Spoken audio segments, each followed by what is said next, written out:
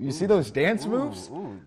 You just missed out on a little dance party on the commercial break. But welcome to the Fifth Down. We're hyped up for today's show, and you should be as well. Highlights on highlights with touchdowns on touchdowns. And that's right, Scooby. We're now 8 weeks into the football season, and with just this game and next week's games, you better catch your local teams win while you can. Yeah, exactly. Catch them while they're hot. And speaking of hot, how about those Hillman Tigers, Michael? They've been hot lately, and they've been on a 4-game winning streak, just balling out. Yeah, talk about going from cold to hot. The Tigers started out the year losing their first 3, and now they've won their last 4. Yeah, they actually did the same thing last year to win the next 5 out of 6 games after losing the first 3 games, and the only team that they lost to during that streak was the team that they played tonight. So does history repeat itself? Because it is Whittemore Prescott that they'll have, and it is the first quarter right now. We're tied at 0, and Kyler Moore is straight dropping dimes. Hello, Jared Juergens. Where's the defense? Talk about being wide open. 78 yards down the field for the first score of the game. He was so open, he ran the closest defender completely out of the television screen. Hillman goes up 6-0. Now we're going to move on to later in the first quarter. Tigers up 13-0, and Kyle Colton is picked off by Billy Colcan. Colcan just doing playmaker things. Pick 6, baby. Hillman now leads 19-0. Yeah, second quarter, we're going to have the same score, and Bobby Maxwell is on the catch, and good luck tackling him in the open field. Oh my goodness. Geez, what is he draped in oil? No, Michael, that boy is just dripped in swag. Swag. Nasty TD makes it 19-8. Well, whatever he had was not good for the Tigers. Later on, Colton unleashes the long one to none other than Maxwell. Yeah, gets stopped short of the goal line. I would have liked to see him score. But Colton, a couple plays later, would then get the QB sneak, and it's now 27-14 with 25 seconds left before the half. Hillman would go on to fumble the following kickoff, and the Cardinals recover well within scoring position, and it's Colton getting the ball with Maxwell. The connection, oh man. They're just doing it over and over and over again. That will make it 27-20. Whittemore Prescott scores twice within a matter of 20 seconds before the half. You can call that the turning point of the game because the momentum carried over into the second half, and Hillman will go on to lose by 1 point and get spoiled yet again by Whittemore Prescott in their winning streak to a score of 42-41. Now moving on to Atlanta High School, the Huskies welcome the Eagles for some Friday night football. Atlanta has the 8-6 lead early, and Tanner Klein gets a snap and tucks the ball away. Going from quarterback to running back in the same play, and that's 3+3. And when it came down to scoring in this game, the numbers might have been too high for me to do some math. Yeah, both teams still neck and neck, and Austin Corbin looking to throw, but it's picked off by none other than Tanner Klein. Klein continues to go, makes one man miss, and drags another into the end zone for a pick 6. Hale takes a 1-score lead. Remember when I said the numbers in this game were just too high to do some math?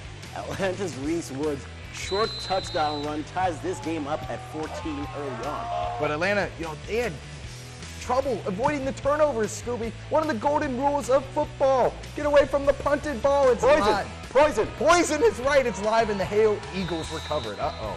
Yeah, that leads to an opportunity for the Eagles. Klein fakes the handoff to Trent Riley and uses a burst of the speed to put the Eagles back ahead 20-14. Atlanta, despite having 2 turnovers in the first half, they were up. And they fought, and just like this, Austin Corbin, touchdown. Both teams heading to half, knotted up at 22 apiece. And although Atlanta, they would hold on to win 50-42 over Hale, the Huskies keep their playoff chances alive with the victory. That is some new music to some people's ears over here. Now let's take a look at the first full screen for the Fifth Down. Petoskey hosted Alpena. The Northmen beat the Wildcats 48-33. Alpena drops to 2-6 on the year.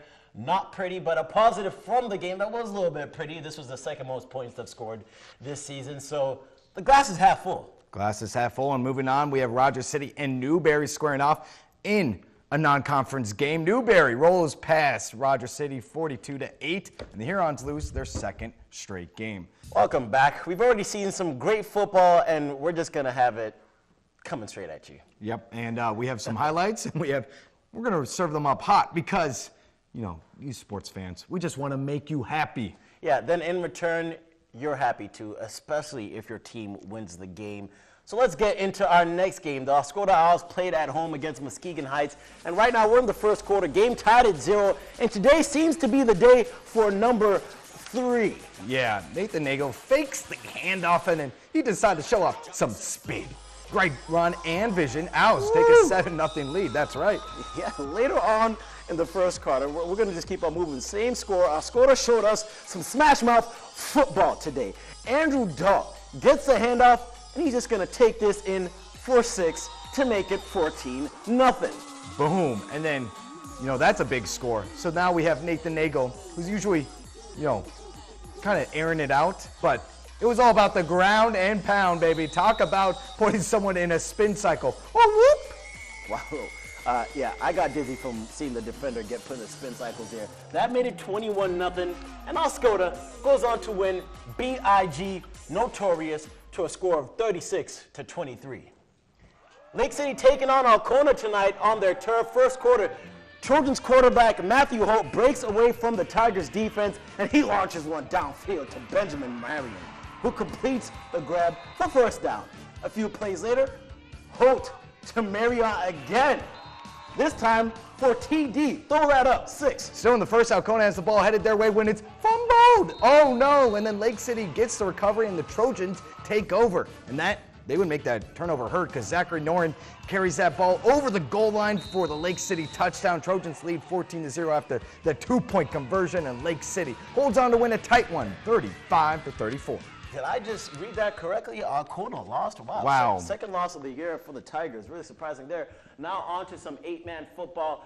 Let's first start with the teams that start with the letter P. Posen and Pelston. The Vikes take charge and beat Pelston 42-34. Coach Peach's squad had lost 4 straight until this victory.